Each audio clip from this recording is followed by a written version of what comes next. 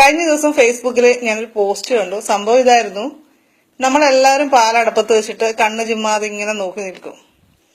നിന്ന് മടുത്ത് എന്തെങ്കിലും എടുക്കാനായിട്ടൊന്ന് തിരിയുന്ന നേരത്ത് പാല് മുഴുവൻ തിളച്ചു പോവുകയും ചെയ്യും. ഞാൻ ആ പോസ്റ്റ് കണ്ടപ്പോൾ ഒത്തിരി ചിരിച്ചു. കാര്യം എനിക്ക് സ്ഥിരം പറ്റുന്ന അബദ്ധമാണിത്. ഏറ്റവും സങ്കടം എന്ന് പറയുന്നത് സ്റ്റൗ തുടച്ച് ക്ലീൻ ചെയ്യണം എന്നുള്ള കാര്യം ഓർക്കുമ്പോഴാണ്. അതുകൊണ്ട് തന്നെ പാൽ തിളച്ചു പോകാതിരിക്കാൻ എന്ത് ചെയ്യണം എന്ന കാര്യത്തെക്കുറിച്ച് ഞാനൊരു ചെറിയ അന്വേഷണമൊക്കെ നടത്തി. പാചകത്തിൽ എക്സ്പേർട്ട് ആയിട്ടുള്ള എന്റെ ചില ഫ്രണ്ട്സിനോടൊക്കെ ചോദിച്ചു. അങ്ങനെ എനിക്ക് കുറെ ഐഡിയാസ് ഒക്കെ കിട്ടി.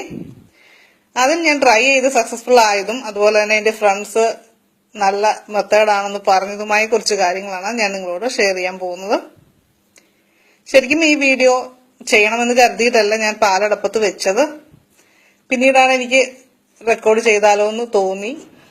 ഞാൻ അടപ്പത്ത് വെച്ച് തിളക്കാൻ ഇങ്ങനെ വെയിറ്റ് ചെയ്ത് നിൽക്കുകയായിരുന്നു. അപ്പോഴാണ് തിളച്ചു പോകാതിരിക്കാൻ സഹായിക്കുന്ന ഈ ടെക്നിക്ക് ഒന്ന് ട്രൈ ചെയ്താലോ എന്ന് തോന്നിയത്.